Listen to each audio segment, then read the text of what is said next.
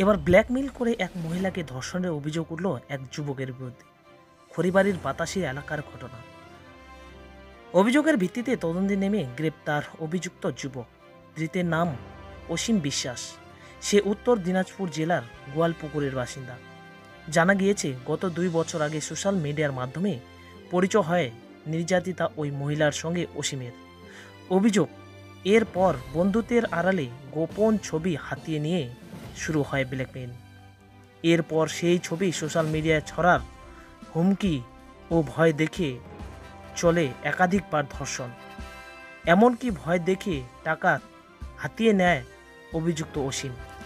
শেষে বাধ্য হয়ে গত 16ই মে খড়িবাড়ি থানায় অভিযোগ দায়ের করে নির্যাতিতা ওই মহিলা। গতকাল সেই যুবক ফের টাকার দাবি করলে